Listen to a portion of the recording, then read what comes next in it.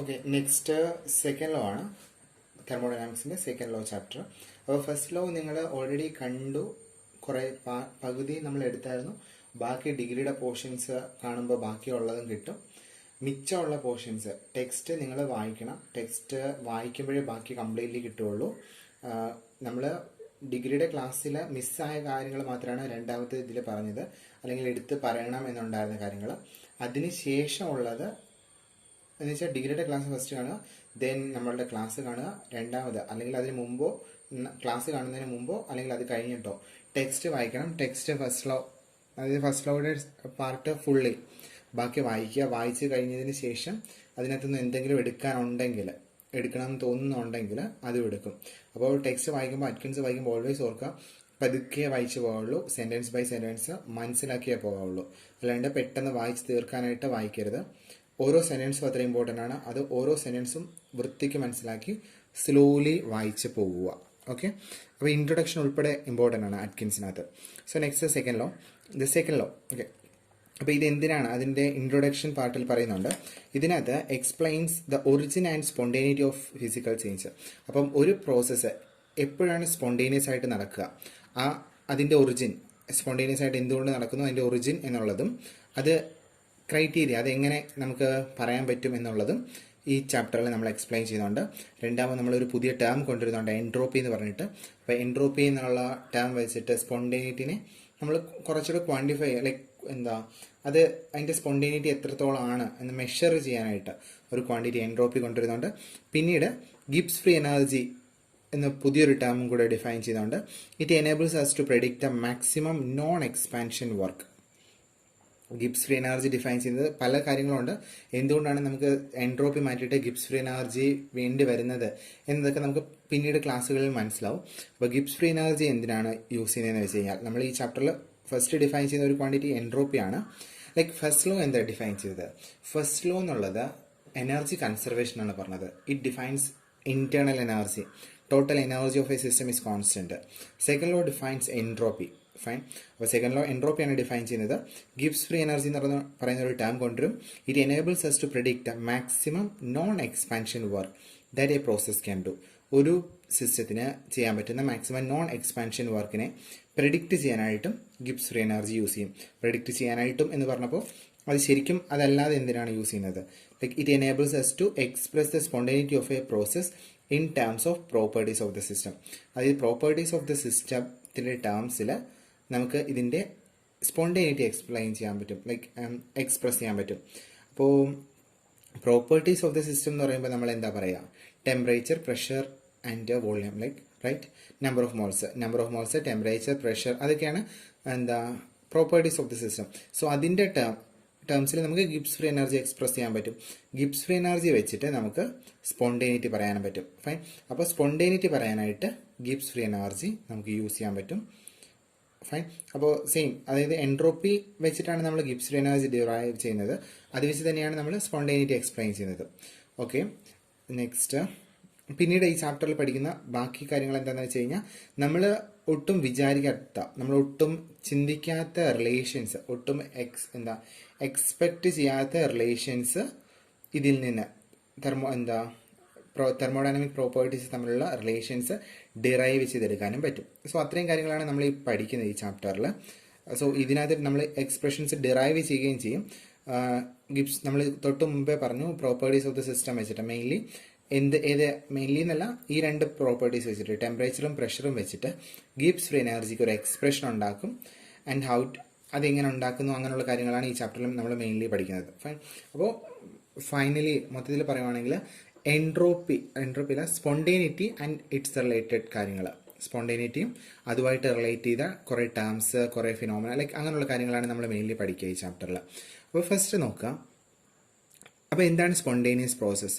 അപ്പോൾ സ്പോണ്ടേനിയസ് പ്രോസസ്സിന് എക്സാമ്പിൾ പറയുവാണെങ്കിൽ, ഒരു ഗ്യാസ് ഉണ്ടെങ്കിൽ ആ gas expands to fill the available volume. അതായത് ഒരു ചെറിയ വോളിയത്തിൽ വെച്ചിരുന്ന ഗ്യാസ്, നമ്മൾ ആ ഗ്യാസിന് ചെറിയൊരു ഹോൾ ഇട്ട് കഴിഞ്ഞാൽ അതൊരു വലിയ വോളിയത്തിലേക്ക് എക്സ്പാൻഡ് ചെയ്യാൻ ഒരു സിറ്റുവേഷൻ ഉണ്ടെങ്കിൽ ആ ഗ്യാസ് ആ വലിയ വോളിയത്തിലേക്ക് സ്പോണ്ടേനിയസ് ആയിട്ട് എക്സ്പാൻഡ് ചെയ്യും. അല്ലാണ്ട് ഒരു വലിയ വോളിയത്തിലിരിക്കുന്ന ഗ്യാസ് ഒരിക്കലും ഒരു ചെറിയ വോളിയത്തിലേക്ക് കൺഫൈൻഡ് ആവില്ല. ഓൾവേസ് നമുക്കറിയാവുന്ന കാര്യമാണ്. ഗ്യാസ് ഓൾവേസ് എക്സ്പാൻഡ് ചെയ്തേ അതിന് കൂടുതൽ വോള്യം കൊടുക്കുകയാണെങ്കിൽ ആ കൂടുതൽ വോള്യത്തിലേക്ക് അത് എക്സ്പാൻഡ് ചെയ്ത് നിൽക്കുകയാണ് ചെയ്യുക. അപ്പം അത് എന്തുകൊണ്ടാണ്? അത് സ്പോണ്ടേനിയസ് പ്രോസസ്സാണ്. അത് എന്തുകൊണ്ട് നടക്കുന്നു? രണ്ടാമത്തെ process, a hot body cools to the temperature of the surroundings. ഒരു ഹോട്ട് ബോഡി ഉണ്ടെങ്കിൽ, ഒരു സാധനം നല്ല ഹോട്ടാണ്, ചൂടായിട്ടുള്ളതാണെങ്കിൽ, അത് സറൗണ്ടിങ്സ് കൂളർ ആണെങ്കിൽ നമുക്കറിയാം, സീറോത്ത് ലോ വെച്ചിട്ട് നമ്മൾ പറയാറുണ്ട്, temperature flows from hot body to cool body. So that രണ്ടിനെ ടെമ്പറേച്ചർ ഈക്വൽ ആവാനായിട്ട് ഹോട്ട് ആയിട്ടുള്ള സിസ്റ്റത്തിൽ നിന്ന് കോൾഡ് ആയിട്ടുള്ള സിസ്റ്റത്തിലേക്ക് ടെമ്പറേച്ചർ, അതായത് ഹീറ്റ് ട്രാൻസ്ഫർ ചെയ്യും. അപ്പം അതെന്തുകൊണ്ടാണെന്ന്. പിന്നെ പറയാനുള്ളത് കെമിക്കൽ റിയാക്ഷൻസ് ഓൾവേസ് ഒരു ഡയറക്ഷനിൽ മാത്രമേ നടക്കുകയുള്ളൂ, അല്ലാണ്ട് രണ്ട് ഡയറക്ഷനിലും റിവേഴ്സിബിൾ ആരോ ഇടുന്ന റിയാക്ഷൻസ് ഉണ്ട്. പക്ഷേ നമ്മൾ പറയുന്നത് എപ്പോഴും റിയാക്ഷൻസ് ഒരു ഡയറക്ഷനിലായിരിക്കും നടക്കുക, അല്ലാണ്ട് അങ്ങോട്ടും ഇങ്ങോട്ടും ഒരു സമയത്ത് അങ്ങോട്ട് നടന്നു, ഒരു സമയത്ത് ഫോർവേഡ് നടന്നു, കുറച്ചുകൂടെ കഴിയുമ്പോൾ റിവേഴ്സ് നടക്കുന്നു, ലൈക്ക് അങ്ങനെയല്ല. ഇക്വിലിബ്രിയം നമ്മൾ പറയുമ്പോൾ രണ്ട് സൈഡിലേക്ക് നടക്കുന്നുണ്ടെന്ന് പറയും. പക്ഷേ ഇക്വിലിബ്രിയം എന്ന് പറയുമ്പോഴും അതും നമുക്ക് ഇത് വെച്ച് ഡിഫൈൻ ചെയ്യാൻ പറ്റും. അതായത് എപ്പോഴാണ് ഇത് ഇക്വിലിബ്രിയം എത്തുക, ഒരു സിസ്റ്റം എപ്പോഴാണ് ഇക്വിലിബ്രിയം എത്തുക, ഒരു റിയാക്ഷൻ എങ്ങോട്ടാണ് മൂവ് ചെയ്യുക. ലൈക്ക് സിംപ്ലി ഒരു റിയാക്ഷൻ എടുക്കുകയാണെങ്കിൽ അതെപ്പോഴും ഫോർവേഡ് മൂവ് ചെയ്യോ ബാക്ക്വേർഡ് മൂവ് ചെയ്യോ എന്നുള്ളത് ജനറൽ ഇതല്ല. അപ്പോൾ റിയാക്ഷൻ ഒരു റിയാക്ഷൻ ഉണ്ടെങ്കിൽ അത് ഏത് ഡയറക്ഷനിലായിരിക്കും നടക്കുക, ഫോർവേഡ് ഡയറക്ഷനിലായിരിക്കുമോ കൂടുതൽ നടക്കുക, ഓർ റിവേഴ്സ് ഡയറക്ഷനിലായിരിക്കുമോ കൂടുതൽ നടക്കുക. അപ്പോൾ റിയാക്ഷൻ്റെ ഡയറക്ഷൻ പറയാനും നമുക്ക് ഇത് യൂസ് ചെയ്യാൻ പറ്റും. ലൈക്ക് യൂസ് ചെയ്യാൻ പറ്റുമെന്നല്ല, റിയാക്ഷൻ്റെ ഡയറക്ഷൻ ആണെങ്കിലും ഒരു ഇതിൽ മാത്രമേ നടക്കാറുള്ളൂ. ഗ്യാസ് എക്സ്പാൻഡ് ചെയ്യുകയുള്ളൂ, അല്ലാണ്ട് ഓട്ടോമാറ്റിക്കലി സ്പോണ്ടേനിയസ് ആയിട്ട് കംപ്രസ് ചെയ്യാറില്ല. നമ്മൾ പിന്നെ പറഞ്ഞത് എന്തായിരുന്നു, ഒരു ഹോട്ട് ബോഡി ഓൾവേസ് അത് കൂൾ ഡൗൺ ചെയ്യാനേ പോകുന്നുള്ളൂ. കൂൾ ഡൗൺ ചെയ്യാൻ മീൻസ് അതിൻ്റെ എനർജി വേറൊരു കോൾഡ് ആയിട്ടുള്ള ഒരു ബോഡിയിലേക്ക് ട്രാൻസ്ഫർ മാത്രമേ ചെയ്യാറുള്ളൂ. അപ്പോൾ നമുക്കൊരു ടേം ഒന്നുകൂടെ സ്പെസിഫൈ ചെയ്യേണ്ടതുണ്ട്, അതായത് സ്പോണ്ടേനിയസ് എന്നുള്ളത് കൊണ്ട് നമ്മൾ ഉദ്ദേശിക്കുന്നത് എന്താണെന്ന് വെച്ച് കഴിഞ്ഞാൽ, spontaneous must be interpreted as a natural tendency that may or may not realised in practice. അതായത് സ്പോണ്ടേനിയസ് എന്നുള്ള വേർഡ് നമ്മൾ കുറേ വട്ടമായിട്ട് യൂസ് ചെയ്യുന്നു. അതിൻ്റെ മീനിങ് എന്നുള്ളത് അത് നാച്ചുറൽ ടെൻഡൻസി, നോർമലി അതിരിക്കുമ്പോൾ അതിൻ്റെ നാച്ചുറൽ ടെൻഡൻസി ഏത് ഡയറക്ഷനിൽ പോകാനാണ്, അതിനെയാണ് സ്പോണ്ടേനിയസ് എന്നുള്ളത് കൊണ്ട് നമ്മൾ ഉദ്ദേശിക്കുന്നത്. നമുക്ക് പറയാറുണ്ട് ടൈം ഫ്രണ്ടിലോട്ട് മാത്രമേ പോവുള്ളൂ, അല്ലെങ്കിൽ ലൈക്ക് നമ്മൾ പറയാറുണ്ടല്ലോ ടൈം ട്രാവൽ പോസിബിൾ അല്ല എന്ന് പറയും. അതും സെയിം ഇത് വെച്ചിട്ട് തന്നെയാണ് എൻട്രോപ്പി. ഓക്കെ, അതിൻ്റെ റീസൺ നമ്മൾ കുറച്ചുകൂടെ കഴിയുമ്പോൾ പറയും. അതായത് ടൈം എന്തുകൊണ്ടാണ് മുന്നിലേക്ക് മാത്രം പോകുന്നത്, എന്തുകൊണ്ട് നമുക്ക് ടൈമിൽ റിവേഴ്സ് ട്രാവൽ ചെയ്യാൻ പറ്റുന്നില്ല, അതിൻ്റെ എല്ലാം റീസൺസ് എക്സ്പ്ലെയിൻ ചെയ്യുന്നത് ഇത് വെച്ചിട്ടാണ്. അപ്പോൾ ടൈം ഫ്രണ്ടിലോട്ടേ പോകത്തുള്ളൂ. ഒരു ഹോട്ട് ബോഡി ഓൾവേസ് സറൗണ്ടിങ്സ് കൂളാണെങ്കിൽ അത് സറൗണ്ടിങ്സിലേക്ക് ഹീറ്റ് ട്രാൻസ്ഫർ ചെയ്യത്തേ ഉള്ളൂ, അല്ലാണ്ട് അത് സറൗണ്ടിങ്സിൽ നിന്ന് ഹീറ്റ് എല്ലാം കൂടെ കളക്ട് ചെയ്തിട്ട് ബോഡി ഹോട്ട് ആവത്തില്ല. ഫൈൻ. നമ്മളിപ്പോൾ ഒരു ബോൾ താഴെട്ടിടുക എന്ന് വെക്കാം. ഒരു ബോൾ താഴെട്ടിടുവാണെങ്കിൽ അത് ഒരു വട്ടം ജസ്റ്റ്, അതായത് ഒരു ബോൾ താഴെട്ടിട്ട് കഴിഞ്ഞാൽ അത് ബോൾ താഴെ വീണു, പിന്നെ കുറച്ച് പൊങ്ങി, അതെന്തായാലും ആദ്യം ഏത് ഹൈറ്റിൽ നിന്നാണ് ഇട്ടത് അതേ ഹൈറ്റിലേക്ക് രണ്ടാമത് ആ ബോൾ പോകത്തില്ല, അതിലും കുറഞ്ഞ ഹൈറ്റിൽ വരും, പിന്നെ അതിലും കുറഞ്ഞ ഹൈറ്റിൽ വരും. അതായത് എന്താ സംഭവിക്കുന്നത്, നമ്മൾ ഒരു ഹൈറ്റിൽ നിന്നൊരു ബോൾ താഴെട്ടിടുവാണെങ്കിൽ ആ ബോളിന് നമ്മൾ എത്ര ഹൈറ്റാണോ വെക്കുന്നത് ആ ഹൈറ്റ് വെച്ചിട്ട് എന്തുണ്ടാവും, നമ്മളൊരു ബോൾ താഴെട്ടിടുകയാണ്. അപ്പോൾ ഒരു ബോൾ താഴെട്ടിടുകയാണെങ്കിൽ ഈ ബോളിന് ഈ ഹൈറ്റ് വെച്ചിട്ട് mgh വെച്ചിട്ടൊരു പൊട്ടൻഷ്യൽ എനർജി ഉണ്ടാവും. അതിനുശേഷം അതൊരിക്കലും ഈ ഹൈറ്റ് വരെ പൊങ്ങില്ല, അതിന് തൊട്ട് താഴെ വരെ ഇവിടം വരെ പൊങ്ങുക എന്ന് വെച്ച് കഴിഞ്ഞാൽ മീനിങ് എന്താ, അതിന് ഇത്രയാണ് പൊട്ടൻഷ്യൽ എനർജി. mgh വെച്ച് നോക്കുകയാണെങ്കിൽ mgh2 ഇത് h1 ആണെങ്കിൽ, ഇനിഷ്യൽ ഹൈറ്റ് h1 ആണെങ്കിൽ ഇനിഷ്യലി ഇത്രയും ഇതുണ്ടായിരുന്നു പൊട്ടൻഷ്യൽ എനർജി. വൺസ് ഇത് ഒരു തവണ താഴെ വീണ് കഴിഞ്ഞാൽ മിച്ചം അതിന് കുറച്ച് എനർജിയേ ഉള്ളൂ, കാരണം കുറച്ച് എനർജി അത് ഇതിൻ്റെ ഫ്ലോറിലേക്ക് ട്രാൻസ്ഫർ ചെയ്ത് പോയി. ക്ലിയർ ആണോ? അതായത് കുറച്ച് എനർജി ഇതിൻ്റെ ഫ്ലോറിലേക്ക് പോയി, അതുകൊണ്ട് മിച്ചം കുറച്ച് എനർജി ഉള്ളൂ, അതുകൊണ്ടാണ് കുറഞ്ഞ ഹൈറ്റിലേക്ക് പൊങ്ങിയത്. അതിനുശേഷം പിന്നെയും രണ്ടാമത് ഹിറ്റ് ചെയ്യുമ്പോൾ പിന്നെയും കുറച്ച് എനർജി ട്രാൻസ്ഫർ ചെയ്യും, പിന്നെ അതിനേക്കാൾ കുറഞ്ഞ ഹൈറ്റിലേക്കാണ് പോവുക. ലൈക്ക് അങ്ങനെ പോയി അവസാനം ഇത് നിന്ന് പോകും. ഫൈൻ. അപ്പോൾ ഇതെപ്പോഴും ഓൾവേസ് ഒരു ഡയറക്ഷനിൽ മാത്രമേ നിങ്ങൾ കാണാറുള്ളൂ. ഒരു ബോൾ ഹൈറ്റിലിരിക്കുന്ന ഒരു ബോൾ താഴെ വീണിട്ട് ഇങ്ങനെ പോയിട്ട് ഫൈനലി ഇത് നിൽക്കുന്നതേ കാണാറുള്ളൂ, അല്ലാണ്ട് താഴെ ഇരിക്കുന്ന ഒരു ബോൾ ഒരിക്കലും ഈ സറൗണ്ടിങ്സിൽ നിന്നല്ല, ആ ബോൾ ഇരിക്കുന്ന പ്രതലത്തിൽ നിന്ന് ഹീറ്റ് എനർജി അബ്സോർബ് ചെയ്തിട്ട് അതിൻ്റെ എനർജി കൂട്ടിയിട്ട് ഇത് ചാടി ഒരു ഹൈറ്റ് വരെ പോകാറില്ല. അത് നമ്മൾ ഒബ്സർവ് ചെയ്യാറില്ല. അപ്പോൾ എന്തുകൊണ്ടാണ് ഈ ഡയറക്ഷൻ മാത്രം നടക്കുന്നത്, എന്തുകൊണ്ട് ഇതിൻ്റെ റിവേഴ്സ് പ്രോസസ്സ് നടക്കുന്നില്ല? അപ്പോൾ ഈ കാര്യങ്ങൾ, അതായത് ഇതെല്ലാം ഈ ഡയറക്ഷൻ സ്പോണ്ടേനിയസ് ആയിരുന്നു. അതായത് ബോൾ മുകളിൽ നിന്ന് വീഴുക, ഇവിടെ പോയി റെസ്റ്റ് ചെയ്യുക, ഫൈൻ. തിരിച്ച് ഈ റെസ്റ്റ് ചെയ്യുന്ന ബോൾ സറൗണ്ടിങ്സിൽ നിന്ന് ഹീറ്റ് അബ്സോർബ് ചെയ്തിട്ട് തിരിച്ച് ചെറുതായിട്ട് ഹൈറ്റ് കൂടി കൂടി ഓരോ ഹീറ്റിലും കുറേശ്ശെ ഹീറ്റ് ഈ ഫ്ലോറിൽ നിന്ന് അബ്സോർബ് ചെയ്തിട്ട് ഒരു നല്ല ഹൈറ്റ് വരെ പോവുക എന്നുള്ളത്, ആ ഒരു പ്രോസസ്സ് നടക്കാറുമില്ല. അപ്പം എന്തുകൊണ്ടാണ് ഈ പ്രോസസ്സ് നടക്കുന്നത്, തിരിച്ചുള്ള പ്രോസസ്സ് നടക്കാത്തത്? അപ്പോൾ ആ ക്വസ്റ്റ്യൻസിനെല്ലാം ആൻസർ ചെയ്യുന്നുണ്ട്. പക്ഷെ നമ്മൾ പറഞ്ഞു ഇതിനകത്ത് നാച്ചുറൽ സ്പോണ്ടേനിയസ് എന്നതുകൊണ്ട് നാച്ചുറൽ ടെൻഡൻസി എന്നേ ഉദ്ദേശിക്കുന്നുള്ളൂ. അത് may or may not be realized in practice. അത് പ്രാക്ടിക്കലി നടക്കണമെന്നില്ല ഓൾവേസ്. എന്നുവെച്ചാൽ ബോൾ വീഴുന്ന കേസല്ല ഞാൻ ഉദ്ദേശിച്ചത്. കേസ് ഏതെന്ന് വെച്ച് കഴിഞ്ഞാൽ ഡയമണ്ട് നമുക്കറിയാം is a form of carbon, right? കാർബണിൻ്റെ ഒരു അലോട്രോപ്പ് ആണ് ഡയമണ്ട് എന്നുള്ളത്.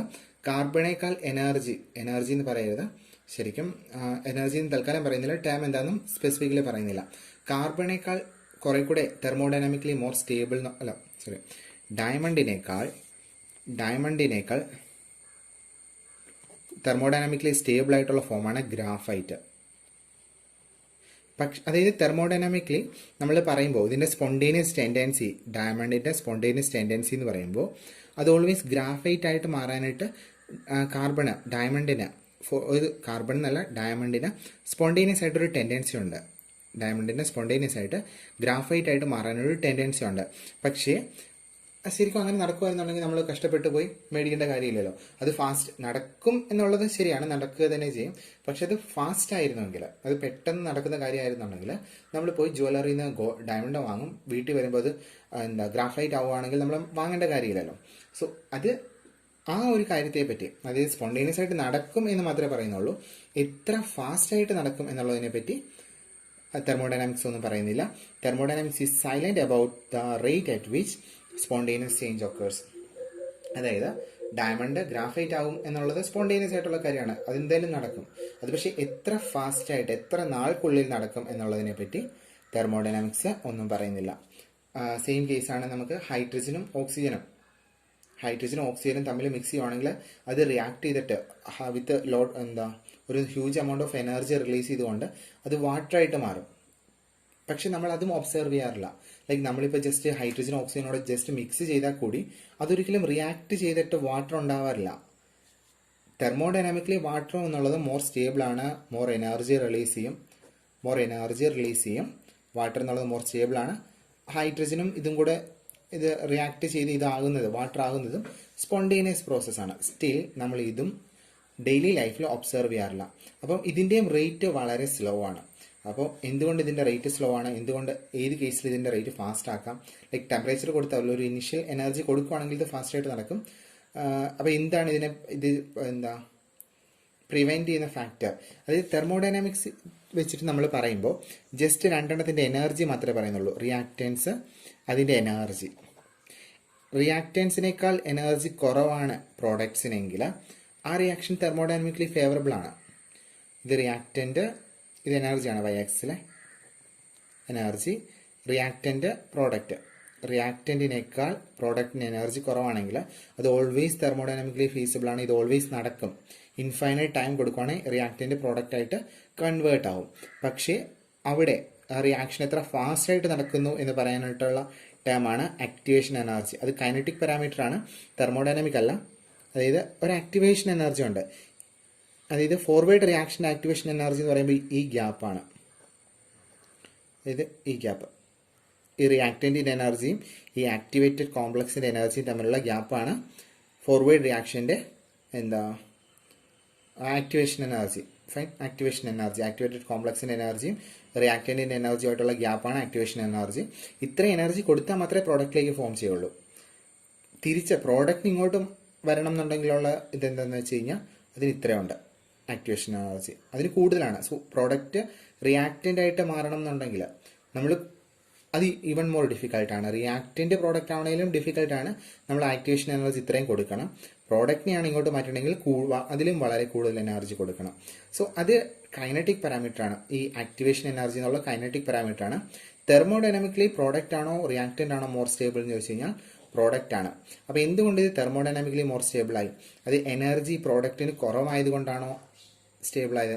അഗെയിൻ എനർജി കുറവായത് കൊണ്ടാണോ എന്ന് ചോദിച്ചു കഴിഞ്ഞാൽ കുറവായത് കൊണ്ട് തന്നെയാണ് പ്രോഡക്റ്റ് മോർ സ്റ്റേബിൾ ആയത്.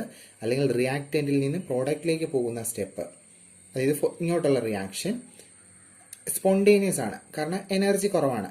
അപ്പം നമുക്ക് സിംപിളി തോന്നും എനർജി കുറയുവാണെങ്കിൽ സ്റ്റേബിൾ ആവും, ആ ഡയറക്ഷനിലേക്ക് ഓൾവേസ് എന്തും ഫേവർ ചെയ്യപ്പെടും. ലൈക്ക് ഇതിപ്പം റിയാക്റ്റൻറ്റിൽ നിന്ന് പ്രോഡക്റ്റിലേക്ക് പോകുമ്പോൾ എനർജി കുറയുകയാണ് ചെയ്യുക, എനർജി കുറയുമ്പോൾ റിയാക്ഷൻ ഫേവർ ചെയ്യുകയാണ് ചെയ്യുക, സ്പോണ്ടേനിയസ് ആയിട്ട് നടക്കും. അപ്പോൾ നമുക്ക് ജനറലി ഉണ്ടാകുന്ന ഒരു കൺക്ലൂഷൻ എന്ന് പറഞ്ഞു കഴിഞ്ഞാൽ ഒരു കേസിൽ ഏതെങ്കിലും ഒരു കേസിൽ അതിൻ്റെ ആ സിസ്റ്റത്തിൻ്റെ എനർജി കുറയുവാണെങ്കിൽ അത് സ്പോണ്ടേനിയസ് ആവും, എനർജി കുറയാത്ത പ്രോസസ്സ് സ്പോണ്ടേനിയസ് അല്ല എന്നൊരു കൺക്ലൂഷനിൽ എത്താം. പക്ഷേ നമ്മൾ കഴിഞ്ഞ ഫസ്റ്റ് ചാപ്റ്ററിൽ പഠിച്ചാണ് നമുക്കൊരു ഗ്യാസ് ഉണ്ടെന്ന് വെക്കുക, ഐഡിയൽ ഗ്യാസ് എന്ന് വെക്കുക. ഐഡിയൽ ഗ്യാസ് ഈ ഒരു വോള്യത്തിൽ ഇരിക്കുകയെന്ന് വെക്കുക. ഒരു ഗ്യാസ്, ഐഡിയൽ ഗ്യാസ് ഈ വോള്യത്തിൽ ഇരിക്കുകയാണ്. നമ്മൾ ഈ ഒരു ബോക്സ് എന്നുള്ളത് വേറൊരു വലിയ ബോക്സിനകത്ത് ഇരിക്കുകയാണ്. ഫൈൻ. അല്ലെങ്കിൽ വേണ്ട, ഒരു പിസ്റ്റൺ വെച്ചിട്ടാവാം, അതാകുമ്പോൾ കുറച്ചുകൂടെ നിങ്ങൾക്ക് ഇമാജിൻ ചെയ്യാൻ എളുപ്പമായിരിക്കും. ഒരു പിസ്റ്റൺ ഉണ്ട്, ഇതിനകത്തൊരു ഗ്യാസ് ഉണ്ട്, ഗ്യാസിൻ്റെ പ്രഷർ ഒരു 20 ആണെന്നിരിക്കട്ടെ, എക്സ്റ്റേണൽ പ്രഷർ 0 ആണെന്നിരിക്കട്ടെ, പി എക്സ്റ്റേണൽ എന്നുള്ളത് 0 ആണെന്നിരിക്കട്ടെ. 0 ആണെന്നുണ്ടെങ്കിൽ ഈ സിസ്റ്റം എക്സ്പാൻഡ് ചെയ്യും അല്ലേ? ഈ സിസ്റ്റം എക്സ്പാൻഡ് ചെയ്തിട്ട് ഇതിൻ്റെ വോള്യൂം കൂടും. വോള്യൂം കൂടിയാലും ഇതിൻ്റെ എനർജി എന്നുള്ളത് എന്തായിട്ട് തന്നെ ഇരിക്കും? അതായത് പ്രഷർ ഇവിടെ 0, എക്സ്റ്റേണൽ പ്രഷർ 0, ഇന്റേണൽ പ്രഷർ 20 ആയതുകൊണ്ടാണ് ഇത് എക്സ്പാൻഡ് ചെയ്യുന്നത്. ഇത് എത്രത്തോളം എക്സ്പാൻഡ് ചെയ്യുന്നത് വെച്ച് കഴിഞ്ഞാൽ ഈ ഇന്റേണൽ പ്രഷർ 0 ആകുന്നവരെ, അതായത് അത് എത്രത്തോളം പറ്റുമോ ഇൻഫൈനൈറ്റ് എക്സ്പാൻഷൻ നടക്കും. അതുകൊണ്ട് ഇൻഫൈനൈറ്റ് പറ്റാതിരിക്കാൻ നമുക്ക് വേണമെങ്കിൽ ഒരു 10 ആക്കാം. എക്സ്റ്റേണൽ പ്രഷർ 10 ആണ് വെക്കുക, ഇൻസൈഡ് പ്രഷർ 20 ആണ് വെക്കുക. അങ്ങനെയാണെങ്കിൽ ഓക്കെ, എക്സ്റ്റേണൽ പ്രഷർ